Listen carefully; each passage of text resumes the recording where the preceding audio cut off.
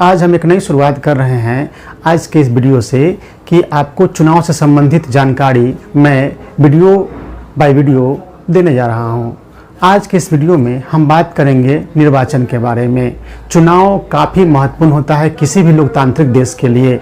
किसी भी लोकतंत्र में चुनाव के द्वारा पब्लिक अपने मतों का प्रयोग कर अपने प्रतिनिधि चुनते हैं और वही प्रतिनिधि आगे चलकर शासन करते हैं। तो इसे कहते हैं हम लोग प्रतिनिधित्वात्मक लोकतंत्र यानी अप्रत्यक्ष लोकतंत्र। किसी भी देश में वहाँ के संविधान में वहाँ के चुनाव का जिक्र रहता है, उनका वर्णन रहता है। तो आज हम शुरू करेंगे। सबसे पहले आप जानते हैं कि पहले दुनिया के सभी देशों में राजतंत्रात्मक शासन व्यवस्था हुआ करती थी, लेकिन धीरे धीरे वहाँ की प्रजा ने राजतंत्र के खिलाफ आंदोलन करके एक नई शासन व्यवस्था को जन्म दिया जिसे लोकतंत्र के नाम से जाना जाता है। और किसी भी देश में जहाँ लोकतंत्र है वहाँ संविधान लागू है, संविधान से शासन चलता है। क्योंकि राजतंत्र में राजा की इच्छा से देश चलता था, लेकिन लोकतंत्र में संविधान ने स्थान ले लिया राजा की इच्छा का। राजतंत्र में राजा जो चाहता है, उसकी जो इच्छा है वही कानून होता है, वही निर्णय होता है, वही नीति होता है। लेकिन लोकतंत्र में संविधान से देश चलता है और संविधान के अनुसार चाहे कितना से कितना बड़े पद पर बैठा के व्यक्ति क्यों न हो या साधारण से साधारण जनता क्यों न हो, उन सभी को संविधान से चलना होता है। और चूँकि लोकतंत्र का शाब्दिक अर्थ ही होता है जनता का शासन, जिसमें जनता अपने प्रतिनिधि का चुनाव करके शासन का कार्य उन्हें सौंपती है। तो यहाँ देखने वाले हम लोग निर्वाचन, चुनाव, इलेक्शन, ठीक ना। वर्तमान में भारत देश में लोकसभा आम चुनाव हो रहे हैं और ये 18वीं लोकसभा का चुनाव है। और अध्ययन महत्वपूर्ण क्यों है? वर्तमान समय में चुनाव का अध्ययन महत्वपूर्ण क्यों है? तो सभी के लिए, हर प्रकार के नागरिक के लिए निर्वाचन से संबंधित प्रावधान का जानना काफ़ी ज़रूरी है, क्योंकि चुनाव से ही देश में सरकार बनती है और देश में सरकार कायम होती है। तो चुनाव से संबंधित बातें हम करने जा रहे हैं। चलिए आगे के स्लाइड में देखते हैं। देखिए यहाँ पे शासन, पूरी दुनिया भर में शासन के कई प्रकार होते हैं। राजतंत्र है, मोनार्की शासन हमारा सबसे पुराना शासन व्यवस्था है जिसमें राजा का शासन होता है। अधिनायक तंत्र यानी कि आपको डिक्टेटरशिप इसको कहते हैं। किसी किसी देश में डिक्टेटरशिप भी है। जैसे अभी राजतंत्र के भी लक्षण बहुत सारे देश में देखने को मिलते हैं और बहुत सारे देशों में अधिनायक तंत्र भी है, ठीक ना। जैसे नाम सुनते होंगे आप लोग उत्तर कोरिया का, तो उत्तर कोरिया के जो शासक हैं वो एक तरह से अधिनायक तंत्र वहाँ स्थापित किए हुए हैं, यानी डिक्टेटरशिप उनका चलता है, तानाशाह है वहाँ पे, ठीक ना। उसके बाद सैन्य शासन किसी किसी देश में आप देखते होंगे।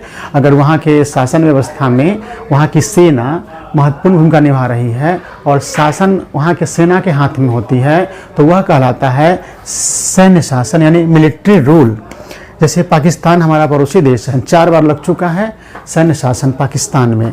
और लोकतंत्र ये सबसे नया शासन प्रणाली है। लोकतंत्र यानी कि राजतंत्र भी हो सकता है किसी किसी देश में, या होता था अधिनायक तंत्र भी होता है शासन का एक प्रकार, सैन्य शासन भी होता है और लोकतंत्र भी होता है। लेकिन वर्तमान समय में पूरी दुनिया में इन सभी शासन प्रणाली को हटा करके वहाँ की जनता ने आंदोलन करके एक नया तंत्र स्थापित किया है लगभग अधिकांशतः देशों में, और वह तंत्र है लोकतंत्र है।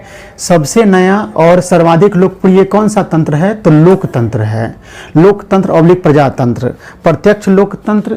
देखिए लोकतंत्र का मतलब क्या होता है? जनता का शासन। जनता का शासन होता है। जनता, देखिए अब लोकतंत्र 2 तरह का होता है।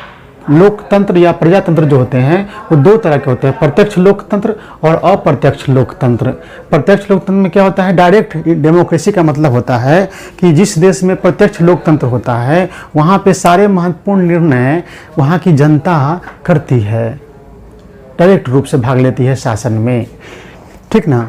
जैसे देखिए यहाँ पे प्रत्यक्ष लोकतंत्र, नागरिक सारे नीतिगत फैसले जनता करती है सामूहिक रूप से, मतलब कि बैठकर वो निर्णय लेती है कि देश में क्या करना है, क्या कानून होना चाहिए। और लेकिन ये संभव कहाँ पर है? छोटे राष्ट्रों में ही संभव है। जहाँ की जनसंख्या कम है वहाँ के ही लोग ना एक साथ जुट सकते हैं और कोई फैसला कर सकते हैं। तो यहाँ पे आपको ये स्थिति है कि यहाँ पे आपको छोटे राष्ट्रों में ही यह संभव है, जहाँ की जनसंख्या काफ़ी कम है। जैसे स्विट्जरलैंड में अगर कोई पूछ दे आपसे कि वर्तमान समय में प्रत्यक्ष लोकतंत्र वाला देश कौन है, तो वर्तमान समय में स्विट्जरलैंड में जो लोकतंत्र प्रणाली है उसे हम प्रत्यक्ष लोकतंत्र हम कहते हैं। और प्रत्यक्ष लोकतंत्र में क्या होता है कि जनता खुद शासन नहीं करती है, जनता अपना प्रतिनिधि चुनती है मतदान के द्वारा, वोट के द्वारा। जैसे अपने देश में देख रहे हैं ना, जनता मतदान के द्वारा चुनाव कार्य में भाग ले रही है, चुनाव में, और इसमें से 4 जून को इसका परिणाम आएंगे। अप्रत्यक्ष लोकतंत्र, जनता अपना प्रतिनिधि चुनती है मतदान के द्वारा, जनता द्वारा चुने गए प्रतिनिधि शासन करते हैं। अप्रत्यक्ष लोकतंत्र में, इनडायरेक्ट डेमोक्रेसी में शासन का कार्य सीधे जनता नहीं करती है, बल्कि जनता अपने प्रतिनिधि चुनती है अपने मत के द्वारा, और जनता के द्वारा चुने गए प्रतिनिधि शासन का कार्य करते हैं। जैसे भारत में कोई पूछे आपसे कि प्रत्यक्ष लोकतंत्र है कि अप्रत्यक्ष लोकतंत्र है, तो भारत में अप्रत्यक्ष लोकतंत्र है, क्योंकि यहाँ पे जनता अपने मतदान के द्वारा अपना प्रतिनिधि चुनती है और यही प्रतिनिधि देश पर शासन का कार्य करते हैं। इस तरह से भारत में अप्रत्यक्ष लोकतंत्र हो गया। आपको अगला देखिए, अब भारत, अब इतना समझने के बाद आप जान गए कि भारत में क्या है, तो लोकतंत्र है। अब लोकतंत्र है तो कैसा लोकतंत्र है? अप्रत्यक्ष लोकतंत्र है, यानी प्रतिनिधि मूलक लोकतंत्र है। अप्रत्यक्ष लोकतंत्र समझ गए, जिसमें जनता खुद शासन नहीं करती है, बल्कि जनता के प्रतिनिधि शासन करते हैं। यानी जनता का शासन तो है, लेकिन अप्रत्यक्ष रूप से इसलिए है कि जनता मतदान के द्वारा अपना प्रतिनिधि चुन लेती है और वो जनता के द्वारा चुने गए प्रतिनिधि शासन कार्य करते हैं, इसलिए इसको अप्रत्यक्ष लोकतंत्र कहते हैं। और एक तरह से प्रतिनिधि शासन करते हैं जनता के द्वारा चुने गए प्रतिनिधि, इसलिए इसको बोलते हैं प्रतिनिधि मूलक लोकतंत्र। अब देखिए, निर्वाचन लोकतंत्र का आधार होता है। अब जिस किसी देश में भी लोकतंत्र होगा और खासकर अप्रत्यक्ष लोकतंत्र होगा, तो वहाँ पे लोकतंत्र का जो आधार स्तंभ होता है वो चुनाव होता है। चुनाव के द्वारा ही जनता ना अपना प्रतिनिधि चुनेंगी, तो इसलिए निर्वाचन जो है लोकतंत्र का आधार स्तंभ होता है फ्रेंड्स। तो लोकतंत्र क्या है? अब देखिए, यहाँ पे लोकतंत्र जिस देश में रहेगा वहाँ पे संविधान होगा। राजतंत्र में संविधान नहीं होता है, राजतंत्र में राजा की इच्छा ही कानून होती है। लेकिन जिस देश में लोकतंत्र होगा वहाँ पे किसी एक व्यक्ति से देश नहीं चलेगा, जबकि राजतंत्र में आपको बार बार बता रहे हैं कि राजतंत्र में राजा का शासन होता है, राजा की इच्छा ही कानून होती है, राजा जो चाहता है वो करता है। लेकिन लोकतंत्र में जनता का शासन होता है, और जनता का शासन तो होता है, लेकिन शासन किस नियम से चलेगा, किसको फॉलो करके चलेगा, किस सिद्धांत से चलेगा, तो उन सभी चीज़ों का वर्णन वहाँ के संविधान में होता है। यानी लोकतांत्रिक देश का एक संविधान होता है और उसी संविधान में उस देश की समस्त शासन व्यवस्था का उल्लेख होता है, और उन्हीं शासन व्यवस्था के प्रावधानों के तहत पूरा देश का शासन चलता है। इस तरह से समझ गए कि लोकतंत्र जहाँ होगा वहाँ क्या होगा? संविधान होगा। जैसे भारत, आप लोकतंत्र यहाँ पे आपने समझा, यहाँ पे अपना भारत का संविधान है, लागू है, और उसी के तहत देश चलता है। और संविधान में ही पूरे देश को चलाने के लिए संविधान हमारा 22 भाग में बटा हुआ है मूल रूप से। वर्तमान में उपभाग मिला करके इसकी संख्या 25 हो गई है। तो पूरे संविधान में पूरे देश चलाने के लिए जो प्रावधान है वो 22 भाग में बटे हुए हैं, और उसी किसी न किसी भाग में निर्वाचन का प्रावधान है। चूंकि पूरे देश को चलाने के लिए प्रावधान संविधान में है, तो निर्वाचन का प्रावधान भी कहाँ होगा? संविधान में होगा। अब ये देखना है कि निर्वाचन का प्रावधान संविधान के किस भाग में है, और जब वो जान जाएंगे हम, तो फिर जानेंगे कि उस भाग के कितने अनुच्छेद हैं, उस भाग के अंतर्गत जो निर्वाचन से संबंधित सारी बातें हैं वो कितने अनुच्छेदों में है। और जब ये जान जाएंगे तो फिर बारी बारी से हम सारे अनुच्छेदों को पढ़ेंगे, तो ये निर्वाचन जो चैप्टर है भारतीय संविधान का, उसे हम पूरी तरह जान जाएंगे। तो पूरा भारत का इलेक्शन सिस्टम जान जाएंगे, चुनाव कैसे होता है, ये सारी बातें जान जाएंगे हम। अब देखिए, यहाँ पे लोकतंत्र जान गए, संविधान है भारत में। लोकतंत्र में क्या है? संविधान है। लोकतांत्रिक देश भारत है तो संविधान है। यहाँ किसी एक व्यक्ति की इच्छा से देश नहीं चलता है फ्रेंड्स, संविधान से देश चलता है। तो संविधान, और संविधान में मैंने बताया कि पूरे देश को चलाने के लिए कई भाग बने हुए हैं, कई भाग में प्रावधान है, हर भाग में अलग अलग प्रावधान है। अब यहाँ पे हम वहाँ पहुँच गए कि लोकतंत्र में संविधान है, संविधान का शासन है, संविधान लागू है भारत में, और संविधान में 22 भाग हैं, और हर भाग में कुछ ना कुछ प्रावधान है देश को चलाने के लिए।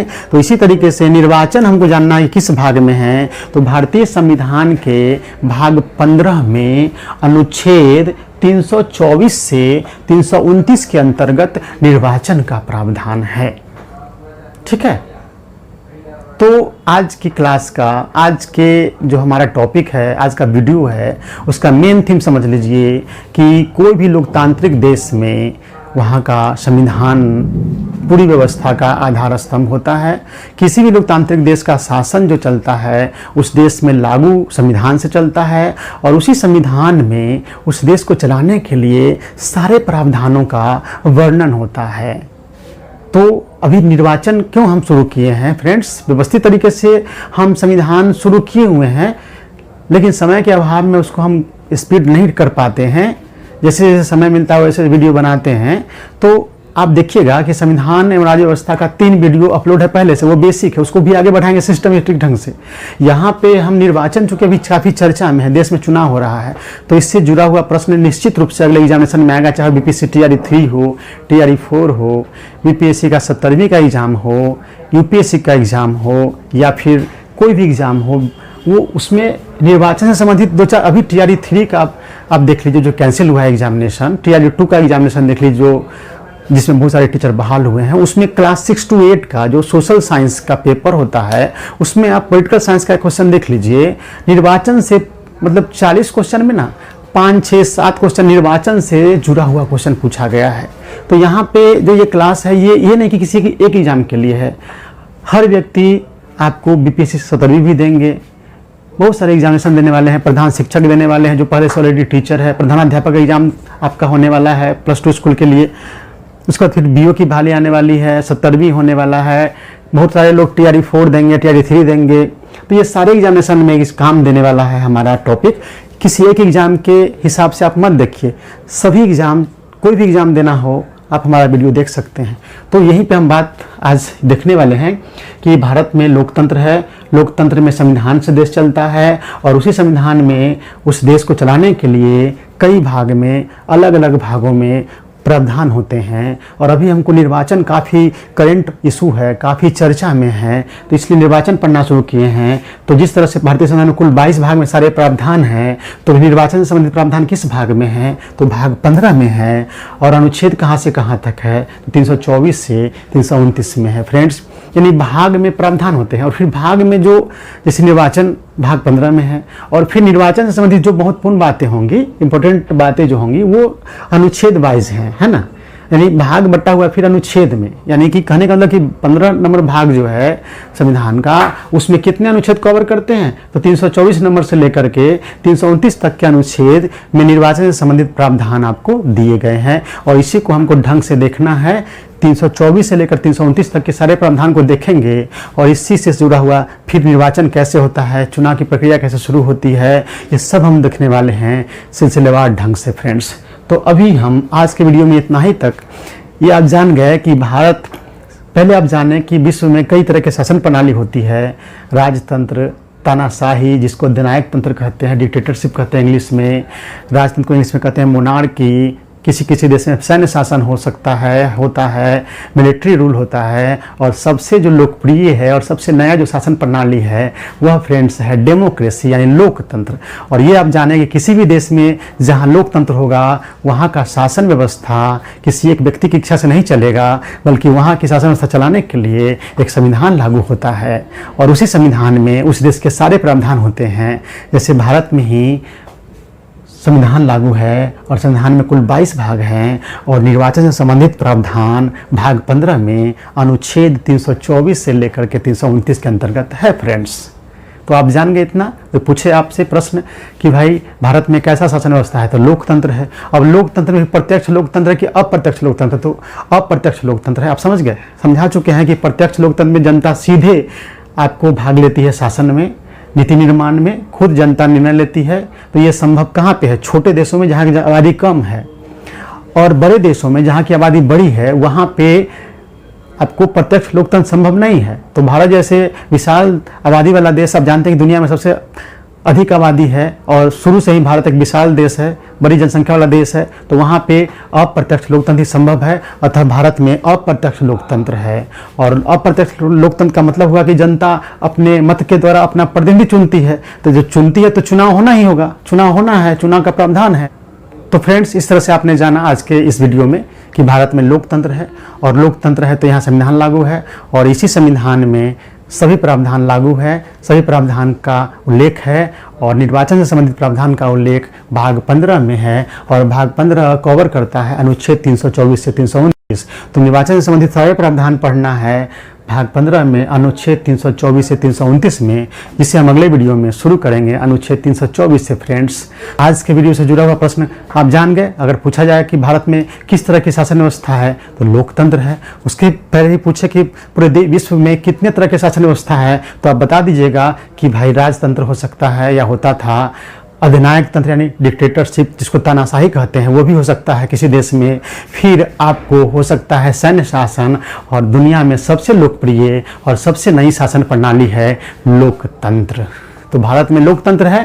लोकतंत्र भी आपने देखा कि प्रत्यक्ष है कि अप्रत्यक्ष है। तो अप्रत्यक्ष लोकतंत्र है जिसे प्रतिनिधि मूलक लोकतंत्र कहते हैं, और प्रतिनिधि मूलक लोकतंत्र में यानी अप्रत्यक्ष लोकतंत्र में तो वहाँ का व्यवस्था का आधार, लोकतंत्र का आधार आपको निर्वाचन होता है। और इसी निर्वाचन संबंधित प्रावधान को हमको देखना है जो भारतीय संविधान के भाग 15 में अनुच्छेद 324 से 329 में है। तो सिंपल सी बात है, कोई पूछे आपसे कि भारतीय संविधान के किस भाग में निर्वाचन का प्रावधान है तो भाग 15 में। फिर पूछेगा कि भाग 15 में कहाँ से कहाँ तक अनुच्छेद में निर्वाचन से संबंधित प्रावधान है तो अनुच्छेद 324 से 329 के अंतर्गत भारत के संविधान में निर्वाचन से संबंधित प्रावधान किए गए हैं। तो चलिए फ्रेंड्स, मिलते हैं नेक्स्ट वीडियो में। बहुत बहुत धन्यवाद।